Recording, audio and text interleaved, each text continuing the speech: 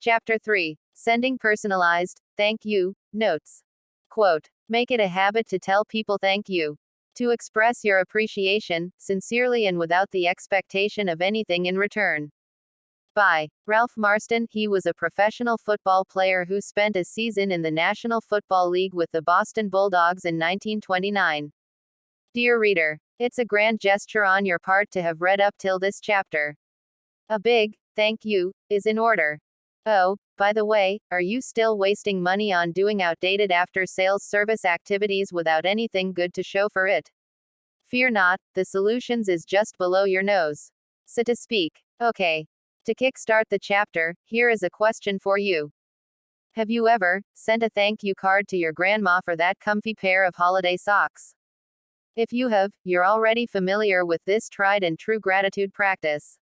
These days, it's a rarity to receive a real card in the mail, so when you send one, it stands out. Believe me, sending postcards or notes doesn't have to be complicated.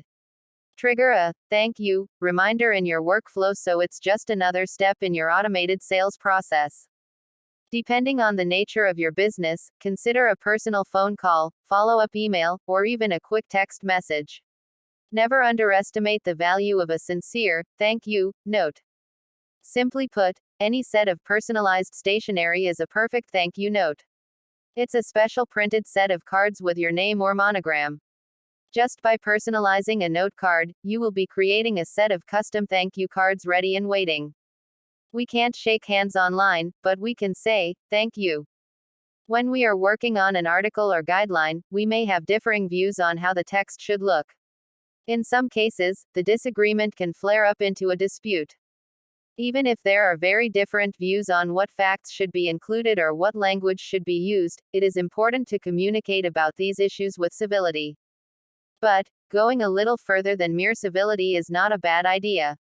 We all like to be respected, and we all deserve respect.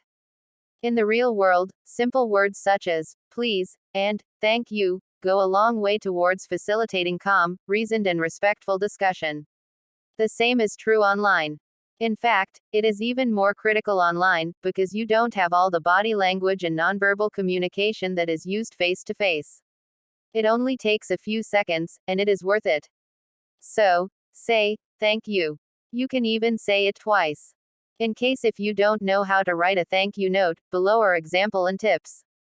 Truly writing thank you notes is a skill many of us should have, but perhaps have not yet sharpened. It's one of those things in life that is absolutely required, but also somehow gets overlooked. Regardless of whether you're a thank you note writing pro or are looking to sharpen your gratitude writing skills, this post will cover just about anything and everything you'll ever need to know on how to write a thank you note. For starters, following is a general breakdown on how to write excellent thank you note. Just before diving into thank you note etiquette, let's begin our thank you writing journey with the general breakdown of a thank you note anatomy. This applies to most thank you notes, regardless of the reason that you're writing it.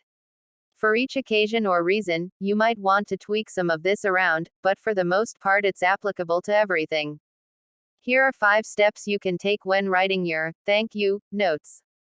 Step number 1. Start with a salutation. It may seem obvious, but generally you'll want to start your thank you message by addressing your recipient with a salutation. How formal or informal you choose to make this should depend on a few factors. If you're well acquainted with your recipient, and it's not a formal thank you card like a business interaction, then you may be fine addressing them by their first name.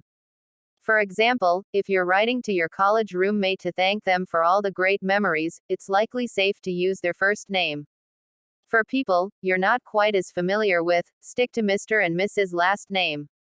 Some great example would be, Dear Aunt Jody and Uncle Max, Johnny, Dear Mr. and Mrs. Jones, or, Dear Ms. Donnet.